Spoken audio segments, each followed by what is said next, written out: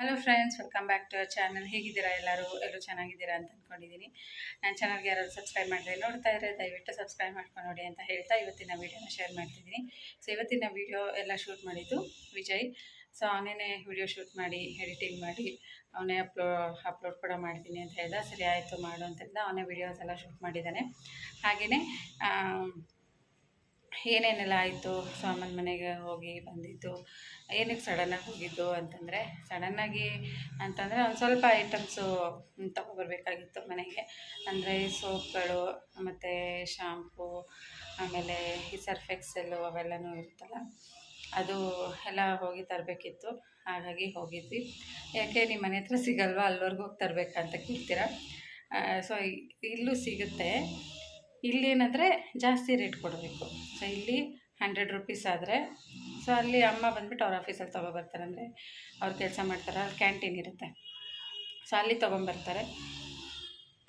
So ಕ್ಯಾಂಟೀನಲ್ಲಿ ಒಂದು ಸ್ವಲ್ಪ ಕಡಿಮೆ ಇರುತ್ತೆ. ಹಾಗಾಗಿ ಏನೇನು ಬೇಕೋ ಒಂದಷ್ಟು ಐಟಮ್ಸು ಅಲ್ಲಿಂದ ತರಿಸ್ಕೊಳ್ತೀನಿ.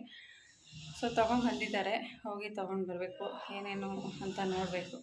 ಓಕೆ ಫ್ರೆಂಡ್ಸ್, ವಿಡಿಯೋನ ಎಂಡ್ವರೆಗೂ ನೋಡಿ ವಿಜಯ್ ಹೇಗೆ ಮಾಡಿದ್ದಾನೆ ಹೇಳಿ. Hey guys, welcome back to my new blog. Guys ಇವತ್ತು ನಾನು ಊರಿಗೆ ಹೋಗ್ತಾಯಿದ್ದೀನಿ. ಏನಕ್ಕೆ ಅಂದರೆ ಸುಮ್ಮನೆ ಎಷ್ಟು ದಿನ ಆಯಿತು ಊರಿಗೆ ಹೋಗಿ, ಅದಕ್ಕೆ ಊರಿಗೆ ಹೋಗ್ತಾಯಿದ್ದೀನಿ. ಗೈಸ್ ಟೈಮ್ ಬಂದು 6:27 ಆಗಿದೆ. ಬೆಳಗ್ಗೆನೇ ರೆಡಿಯಾಗಿದ್ದೀನಿ. ನಮ್ಮ ಅಮ್ಮ ಹೋಗ್ತಾಯಿದ್ದೀರಿ, ಬನ್ನಿ ಹೋಗೋಣ, ಸಿಗ್ತೀನಿ ಮತ್ತೆ ಆಮೇಲೆ ಬಸ್ಸಾಗೆ ಮನೆ ಬಿಡಬೇಕಲ್ರಿ, ಸಿಗ್ತೀನಿ, ಬಾಯ್.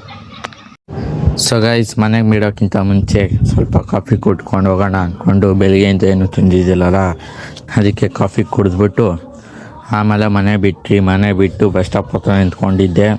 ಆಮೇಲೆ ವಿಡಿಯೋ ಆನ್ ಮಾಡಿ ನಾನೇ ಬಸ್ ಬಂತು. ಮತ್ತೆ ಸೀದಾ ಬಸ್ ಎಕ್ಕೊಂಡು ಮತ್ತೆ ಅಲ್ಲಿಂದ ಇಳಿದು ಇವಾಗ ಅಂಗಡಿಗೆ ಏನಾದರೂ ಈಸ್ಕೊಳೋಣ ಅಂದ್ಕೊಂಡು ಊರ ಹತ್ರ ರೀಚ್ ಆಗಿದ್ದೆ ಆಲ್ರೆಡಿ. ಅಂಗಡಿಗೆ ಏನಾದರೂ ಈಸ್ಕೊಳೋಣ ಅಂದ್ಕೊಂಡೆಲ್ಲ ನೋಡಿದೆ. ಹತ್ತು ಕಡೆ ಟೈಮ್ 8 ಗಂಟೆ ಆಗ್ಬಿಟ್ಟಿತ್ತು. ಆಮೇಲೆ ಅಂಗಡಿಗಳೆಲ್ಲ ಬರೀ ಕ್ಲೋಸ್ ಆಗ್ಬಿಟ್ಟಿದೆ ಗೈಸ್. ಬೆಳಗ್ಗೆ ಯಾವುದು ಅಂಗಡಿನೂ ತೆಗ್ದಿಲ್ಲ.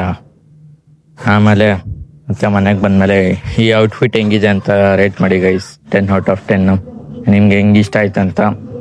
ಆಮೇಲೆ ಮತ್ತೆ ಮ್ಯಾಂಗೋ ಐಸ್ ಕ್ರೀಮ್ ಇತ್ತು ಊರಾಗ, ಅದಕ್ಕೆ ಅದನ್ನೂ ತಿಂದೆ.